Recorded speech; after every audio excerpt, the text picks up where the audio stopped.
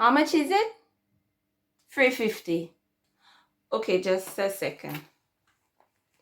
Oh my god. Just a second.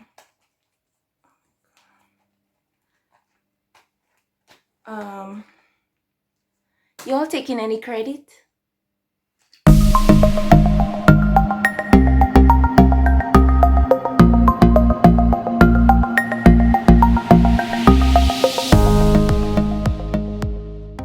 Hi everyone, and welcome back to Excellence Noir, where we seek to raise the standard and change the status quo. Today we're going to be talking about money, or in my case, the lack thereof. Anyways, thank you guys for tuning in, and I hope that this video is beneficial to you. So let's get straight into the topic. A few unpopular opinions that I have about money, specifically in the Black community. Number one, I personally feel like there isn't a lot of generational wealth in the Black community, especially in the Caribbean. Because even if your grandmother had how much land, I feel like you still don't get the land because all your cousins will fight with you for it, or all the uncles and the nenes will do how much roro until the land just stay there and the government take it. But anyways, on another note, I made this point because I feel like we don't do a lot of investing. Up until recently, I never realized the significance of investing. And growing up in the Black community, well, growing up especially in St. Lucia, in your early days, nobody really wants to do any investing, or you don't really have any knowledge or anything about investing. You kind of just live in the moment, and you save money, but you don't really say, oh, you know what, let me buy this so I can start a business, or let me invest in this project so that later on it can actually generate some wealth or some money for me. So it's not really something that we talk about, and it's not really something that most of us actually get the opportunity to take part in.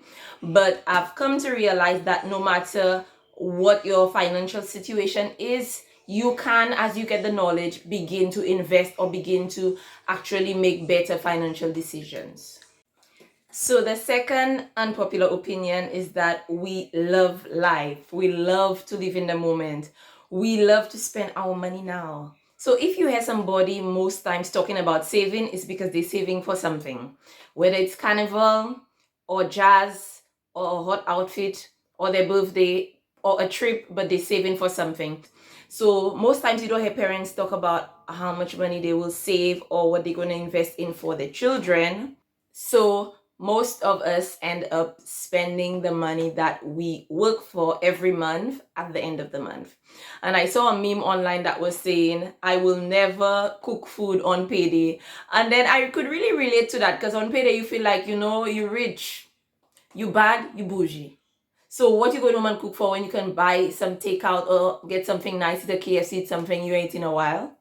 So I can definitely relate to that. However, actually coming to the realization that financially I can be in a better place if I make better decisions really actually got me thinking about my friends and other people around me who probably aren't aware, or we don't even realize we do that. So this is why I created this video, so we can talk about how we as Black people can improve our finances. And I know I say Black people a lot because it's actually my passion to really get to help as many Black people as I can to actually accomplish their goals. But this can definitely be applied in any culture, the tips that I will be sharing today. And I'm not sharing tips telling you that I have been able to save so much money, but it's just a few things that I learned that have helped me. I just felt like I can share with someone. So let's get into the tips that I have learned. So the first one is budgeting. And I know that you've heard people say to make a budget, and I don't know if we think like at the time you thought it was a joke or you didn't really see the significance.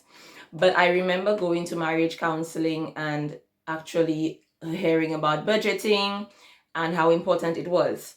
And so that's something from the time, I think I was doing it even before I got married. But when I got married, we really actually would write it down in a book. So I feel like budgeting has helped a lot. But let me give you another unpopular opinion. right? So all what I'm saying here is just my opinion. Please don't get worked up about it. If you disagree, you can definitely share your point of view in the comments. But another unpopular opinion that I have is that if you're somebody who doesn't like planning and you don't like to sit and organize things, you most probably are not budgeting. And if you are budgeting, it's probably not successful because you're probably not sticking to that budget. So if you find it difficult just to plan goals or whatever you need to do for the day or for the week, you will definitely struggle with budgeting. But let me just give you a few budgeting tips. So what I do is that I take all of my expenses, and so okay, we're in October. Yes. So the end of the month is coming soon. And what I would do is think about all of the bills that I need to pay, and I would put them down. The first thing that I move is my tithes and offering, because I'm a Seventh-day Adventist. So first thing I move is tithes and offering, and also all my other expenses like bills and stuff. So after removing all of that, then I see what the amount of money that I have to work with. But what I also try to do is to always save. So no matter what amount it is. So most people put a standing order and a set amount of money goes every month, which is good. So you don't have to think about having to put money aside to save. But what can happen as well, if you end up having more expenses, you might be in a difficult situation if you don't have a lot of money saved.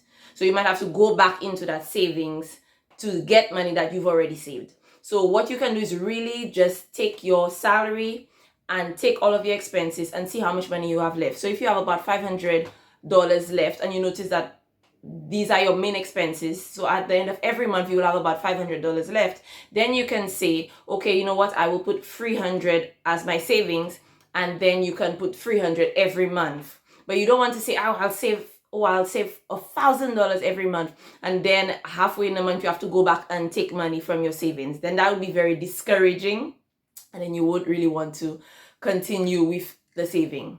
And you probably would end up with less money because you end up taking more money than you need from the savings. So what you do is always think about all of your expenses, take your salary or your income, and then see what is a safe amount of money that you can save every month, and stick with that. Don't push yourself too much. If you cannot do it, don't push yourself too much. What you want is just the consistency. You want to be able to have a certain amount of money going towards your savings every single month. So let's talk expenses. So there are some expenses that you really have to pay. So you have your rent and your bills and all of that. These are things you have to pay. And there are some expenses that we can do something about. For example, food. If you budget a certain amount of money for groceries, and then you end up spending more money buying food out, then you're not really helping yourself. So if you're somebody who on and off you like to eat food, you like to eat out, or you like to order food, then you need to also include that in your budget. So already prepare for it. Don't let it take you by surprise and at the end of the month you realize you went off budget. You say, okay, you know what, I will put $50 for takeout or to order food or to get fast food or whatever you want to do. You put $50 already in your budget, and you do not buy any more. When you get to the $50 point, you do not buy any more. But if you do not include it in your budget, and then you end up, oh, I really feel like I want to eat something, let's say I can really eat something, I can taste something there, and you go and buy it, you actually already throwing yourself off. And it's, as long as you make one little twitch in your budget, it's much easier to make others. So then if you're going to save 200, you say, okay, I'll just put 150 this time. So your expenses, especially food, you need to think of, okay, I need 100 for groceries and 50 to eat out. You put 150 for food. You don't put 100 and then you go and spend 50 for food. So all of these things, I cannot really tell you exactly how to do your budget because you know your expenses, but I'm just giving you a few tips. The next tip I would give under expenses is there are some expenses you do not, no, that one I need to, let me tell you. Not everything you have to go to. Now, I know we like to live in the moment, and as young people we want to enjoy life, but not every party you need to go to. Not every outing you need to go to.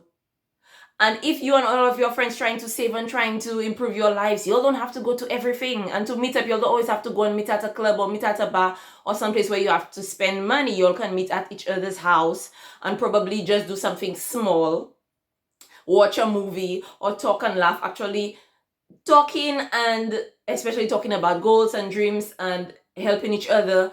Maybe somebody's going for a stressful time and you just want to meet up. That definitely helps to improve you rather than all of the partying, because most times you go to the parties and come back emptier than you went. So think about doing things smaller. So if you're going to do, you always do 4 outings a month, try to do 2. And if you want to squeeze in one more, let it just be a meetup in a park or go for a jog or something. But you always need to have your goals in your mind, people. As long as you lose track of your goals, you're going to be making bad decisions. And every time you make a decision, always think, is that bringing me closer to my goal or further from my goal? And that is definitely going to help you. Every time you're about to make a decision, you're online and you're going to buy something, think, is that going to help me to get closer to my goals or further from my goals? So another unpopular opinion that I have is that most of the time, some of us do not have any money or we're broke because we buy too many brand name stuff. Now, I know you want to impress your friends, and I know you want to impress your colleagues or people on the road, random strangers, I don't know. But I mean, I can understand for teenagers at that point in your life, you're not really sure where you stand, so you love impressing people. But as we get older, you need to reach a point where you wear things because it's comfortable and you buy things because they last. So there are some brands that do last, and I can tell you, yes, you buy shoes or you buy clothes or whatever that last. But do not tell me you have 5 pairs of sneakers, you don't even go jogging, you don't exercise, you're going to buy another one because it's a new brand that just came out. You know you're struggling with all your finances, but you want to get the latest iPhone, you want to get the latest camera, you want to get the latest things because people have it. That is a problem that we have that's affecting our finances. We love to impress. We love to show off. Now, I'm somebody, I love nice things. I always tell you that. But I would spend more money on a trip that I always wanted to do. So I'm somebody, I love traveling. So I'll spend more money going to a country, making memories, taking photos, than spending all that money on brand name stuff. So people can think I have money, whether I have it or not. So, especially to parents, your children do not need to have brand name stuff, especially small children. I know as a teenager, you would want to give your children nice stuff. They're going to school, you don't want them to be teased or bullied. I understand that. But small children, you do not, especially when you know you don't have the finances and you know that you have not really created a plan for these children to be able to help them financially as they get older. Stop. You don't have to buy all the brand name things. Nobody's going to think more of you or less of you or any of that if you buy brand names for your children. That is just expenses that you looking for or we looking for that we already cannot afford.